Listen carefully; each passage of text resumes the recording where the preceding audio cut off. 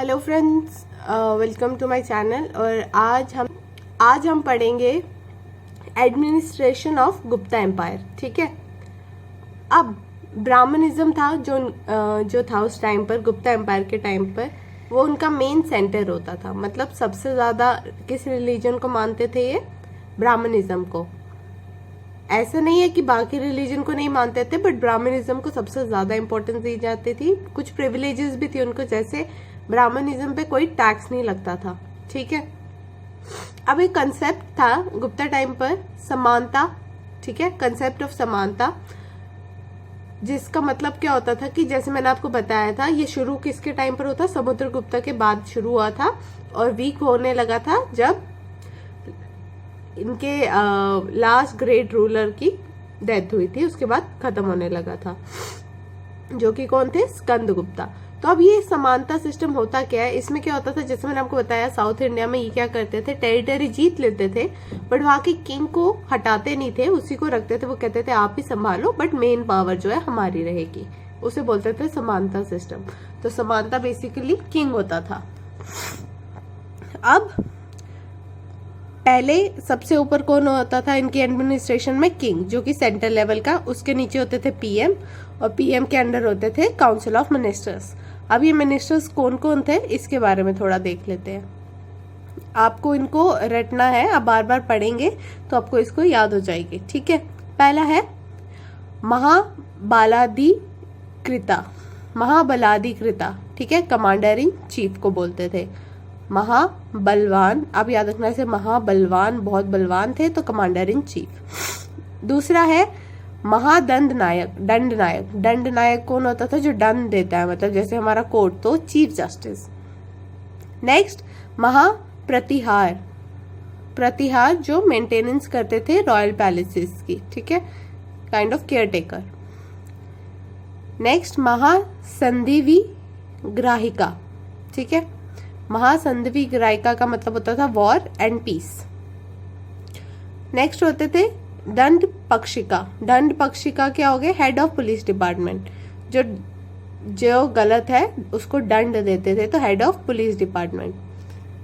फिर नेक्स्ट है भडागा रधिक्रेटा। बधागा royal treasury. Next होते थे विनय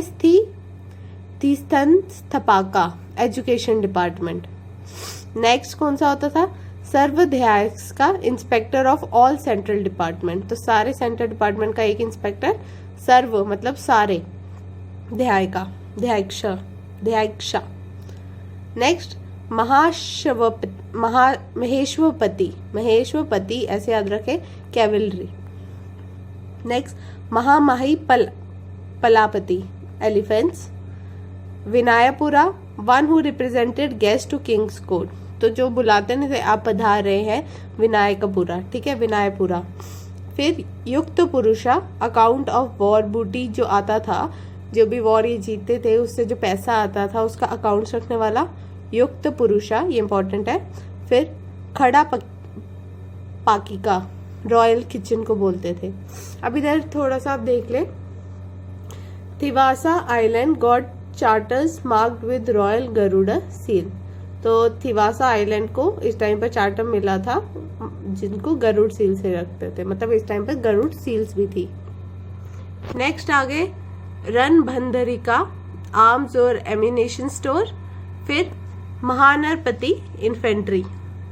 अब पहले पे था किंग, मैंने बताया सेंटर पे। फिर सेकंड टाइम नीचे आ जाते थे प्रोविंसेस, जिनको भुक्ति भी बोला जाता था या देसा भी बोला जाता था। और प्रोविंशियल काउंसिल्स होती थी, जिनको हेड करते थे कुमार अमात्यास, अपॉइंटेड बाय किंग। ठीक है, तो प्रोविंशियल काउंसिल्स को कौन हेड करते थे? कुमार अमात्यास। फिर भुक्तिस were placed under the charge of उपारिका, तो इन प्रोविंस को किसके अंडर रखते थे? उपारिका के अंदर। थर्ड आता था फिर डिस्ट्रिक्ट लेवल।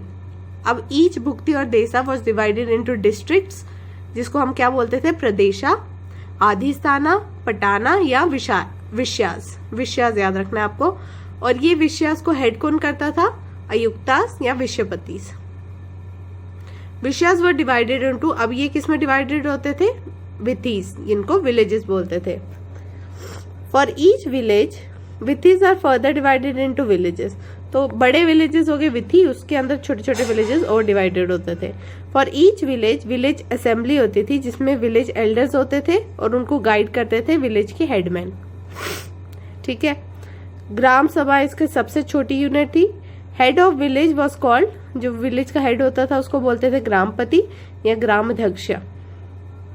कुटुम्बीज एंड महात्रास are also are other words use for similar village level officers. तो विलेज लेवल ऑफिसर्स को कुटुम्बीज या महात्रास भी बोलते थे। नेक्स्ट आता है इसमें सिटी कॉर्पोरेशन। ठीक है, सिटी कॉर्पोरेशंस भी होती थी, जिनको हेड कौन करते थे? नगर श्रेष्ठ थिन। ठीक है, विच कंसिस्टेड ऑफ, अब नगर श्रेष्ठ थिन किससे बना होता था? मैनी रिप्रेजेंटेटिव्स ऑफ, जैसे कि गिल्ड मर्चेंट्स होते थे, सर्थवाहब होते थे, रिप्रेजेंटेटिव। ये गिल्ड मर्चेंट्स जो थे बहुत इंपॉर्टेंट है, ये मनी को कंट्रोल करते थे, आने जाने वाला। सर्वथवा क्या था? जो कि ट्रेडिंग कम्युनिटी को रिप्रेजेंट करते थे। और पराथा मकुलिया जो कि क्राफ्टिंग कम्युनिटी को रिप्रेजेंट करते थे। तो आपको ये समझा, सिटी कॉर्पोरेशन थी, हेड करते थे नगर श्रेष्ठ। ठीक है, उससे ऊपर थे विलेज सबसे लो लेवल पे, उससे ऊपर थोड़े विथीज। ठीक है, विलेज असेंबली होती थी जिसमें विलेज एल्डर्स होते थे। ग्राम सभा इनका सबसे छोटा यूनिट होता था। फिर उसके ऊपर आते थे डिस्ट्रिक्ट लेवल, जिसको हम भुक्ति देसा या प्रदेशा भी बोलते, नहीं भुक्ति देसा तो प्रोविंस थी। डिस्ट्रिक्ट लेवल को प्रदेशा, आधिस्थान, पटाना, विषाया भी बोलते थे, जिनको हेड करते थे आयुक्त्यास या विश्वपतिस। उसके ऊपर होते थे प्रोविंसेस, जिनको भुक्ति और देसा बोलते थे। प्रोविंशियल काउंसिल को कौन हेड करता था? कुमार अमात्यास।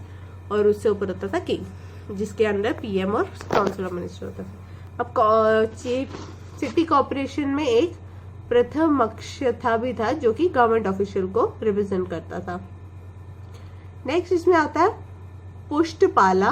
पुष्टपाला जो होते थे जूनियर रिकॉर्ड ऑफिसर्स होते थे। ठीक है, जो रिकॉर्ड को बना के रखते थे जूनियर्स होते थे पुष्टपाला। अब kingship was hereditary but royal power was limited by the absence of firm practice of primogeniture। ठीक है, अब किंगशिप तो हेरिडिटरी थी, बट जो इनकी पावर जो है कम क्यों हुई थी? क्योंकि प्राइमोजेनिचर जो थे उसकी प्रैक्टिस बहुत कम होती थी। अब प्राइमोजेनिचर क्या होता है कि जरूरी नहीं है कि फर्स्ट बॉर्न चाइल्ड को ही आप किंग बनाओगे आफ्टर फादर की डेथ के बाद, तो हमेशा बड़े बेटे को नहीं जाता था। तो ये इनका डिसएडवांटेज था, जिसकी वजह से क्या होता था, जो अदर नोबल्स और ऑफिशियल्स होते थे वो इसका फायदा उठाते थे और लड़ाइयां डलवाते थे। किंग को एज अ विष्णु, ब्राह्मण्स ने किंग को एज अ विष्णु रिप्रेजेंट किया था, मतलब प्रोटेक्टर और प्रिजर्वर।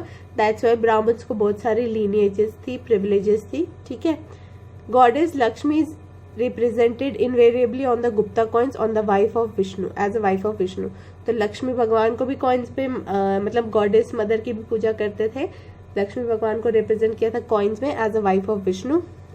हार्स और archery became prominent in military tactics. Archery मतलब तीरबाजी भी जानते थे हॉर्स पे बैठ के। लैंड, इस टाइम पर क्या हुआ था, लैंड टैक्सेस जो थे वो बढ़ गए थे, ट्रेड और कॉमर्स टैक्सेस कम हो गए थे। किंग कलेक्टेड टैक्स, अब वो भागा सिस्टम जो होता था कि जितना भी प्रोड्यूस फार्मर्स ने किया है उसका 1/4 से लेकर 1/6 जो है वो किंग ले लेता था। फिर फोर्स लेबर भी होती थी जिसको विष्ठी बोलते थे। जुडिशियल सिस्टम ज्यादा डेवलप था इस टाइम पर। पहली बार सिविल और क्रिमिनल लॉज को मतलब अलग कर दिया था, फिक्स द बाउंड्री की सिविल लॉज कौन से होंगे, क्रिमिनल लॉज कौन से होंगे। सिविल में आते थे प्रॉपर्टी और प्रॉपर्टी डिस्प्यूट वाले, और क्रिमिनल में आते थे थेफ्ट और अडल्टरी। अब किंग की ड्यूटी क्या होती थी? To uphold the law with the help of Brahmin priest. और इन जुडिशियल सिस्टम में किंग जो है वो लॉ को अपहोल्ड करता था लाइक अ सुप्रीम कोर्ट और with the help of Brahmin priest. As the Guptas were possibly Vaishyas, recruitment was not confined to upper varnas only। अब बोला जाता है कि गुप्ता मोस्टली वेश्यास थे, तो इनको जरूरी नहीं है कि सिर्फ अपर वर्नास जो है उन्हीं को रिक्रूटमेंट्स मिलेंगी कहीं भी, चाहे वो मिलिट्री ऑफिशियल्स हो, चाहे वो बाकी ड्यूटीज हो जैसे काउंसिल ऑफ मिनिस्टर्स में। तो इसीलिए हमेशा अपर कास्ट को ही नहीं मिलती थी। तो ये था इसका एडमिनिस्ट्रेशन गुप्ता एम्पायर का पूरा। तो आई होप आपको पसंद आया हो। तो अगर आपको मेरी वीडियो पसंद आई हो तो उसे लाइक करें और मेरे चैनल को सब्सक्राइब करें। और नेक्स्ट में हम देखेंगे उसका trade, land taxes, social system, state of Buddhism. ठीक है, चलो, हैव अ नाइस डे।